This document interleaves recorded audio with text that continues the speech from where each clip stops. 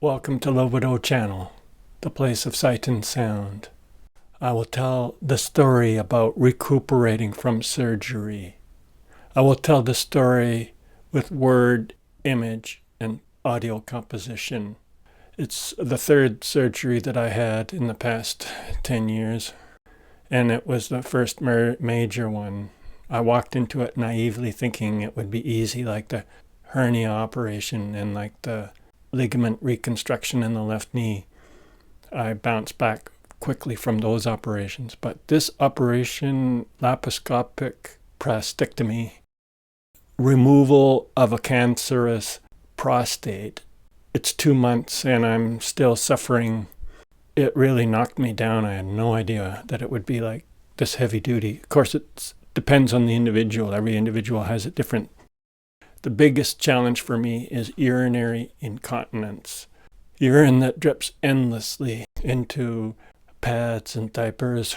It's really hard. Even changing from a wet diaper to a dry diaper is a challenge, because if the penis keeps dripping, and while you're putting on the dry diaper, it's already dripping into the dry diaper. So by the time you put it on, it's already damp again. So it takes a lot of skill and practice. And basically, I just shrug my shoulders. I have a sense of humor, and I accept that for the next, who knows how long.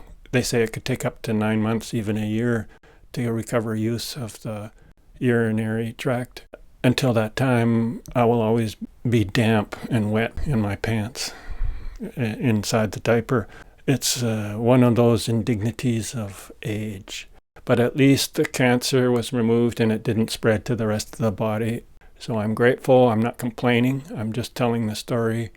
All the medical personnel were wonderful. They were super nice. So no complaint, just a story.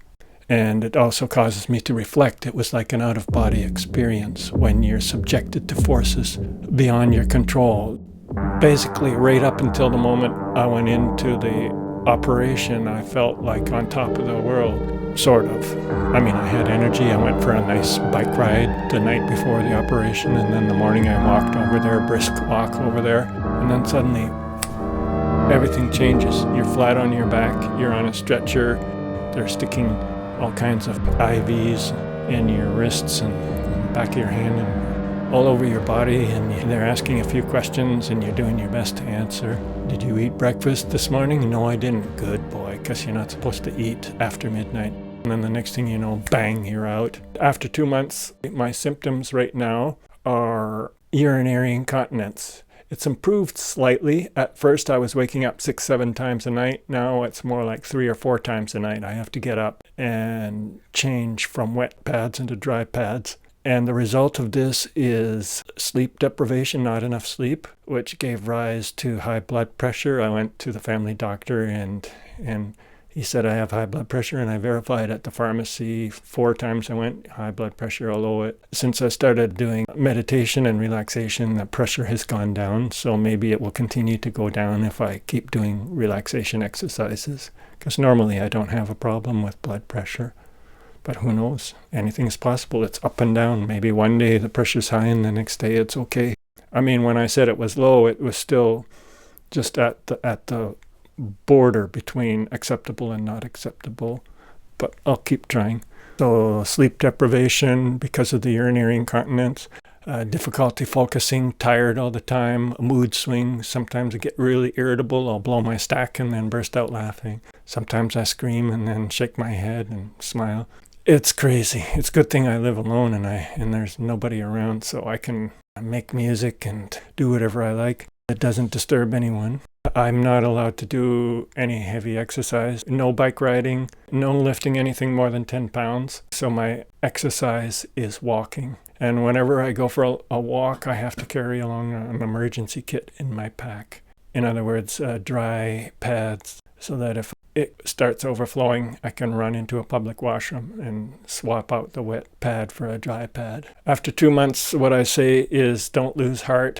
The doctors assure me that it will end. I'm grateful that I have top-notch medical care. I have faith that it will end, but it's interesting to feel the power of nature. When I was young, I figured I was master of my fate, that I was in control. But when you get sudden accidents or a disease like cancer, you realize, no, you're not the master, you're not in control. Nature calls the shots, or chance, or whatever, and then eventually you die. So this is the journey through life. Youth, you get older, you start to decay, you get sick, you have medical issues, and then you die. I view death, the contemplation of death or mortality, as a reminder to practice mindfulness, awareness, pay attention to the here and now. Don't waste your life on being bitter, resentful, angry.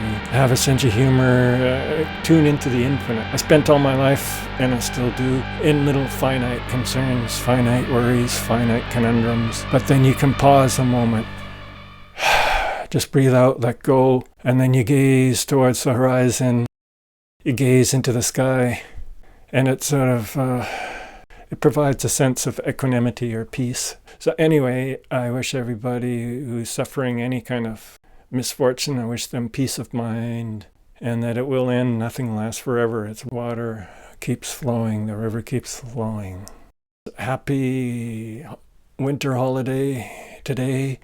As I record this little clip, it's December 21st, the shortest day of the year. By the 23rd, the day should be about 1 to 2 minutes longer.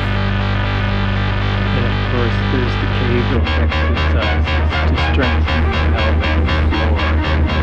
Every day you do these exercises, and it'll be a big help.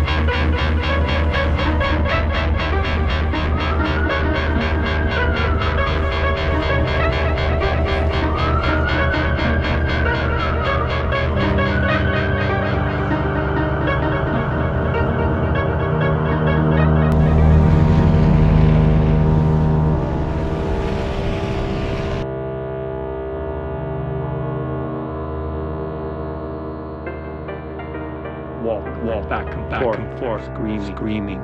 Walk back, forth, screaming. Walk back and forth, screaming. No appointments, no need to go anywhere. Make a cup of coffee.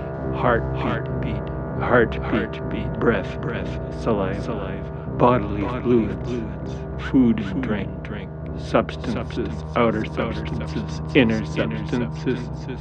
The cavity, abdominal cavity, organs in the cavity, organs performing functions, bodily functions, nerves, blood circulation, breath, glands, endocrine system, nervous system.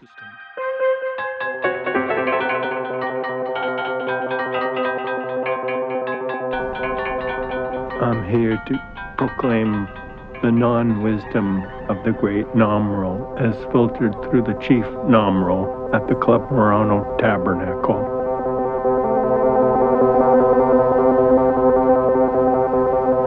It's a miracle to be able to accomplish anything, given all the obstacles, physical obstacles, social obstacles, economic obstacles.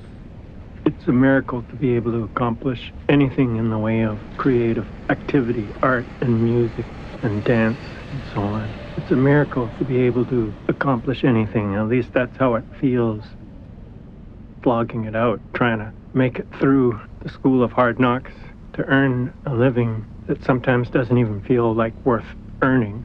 Somehow you make it, and then you're tired, really tired and exhausted so easily, and you accomplish so little. It's a miracle. That's why I say it's a miracle to be able to accomplish anything other than to make it from birth to death. Maybe accumulate a few things and make a few friends, have a few peak experiences, maybe be in love. Tennyson said, better to have loved and lost than never to have loved at all.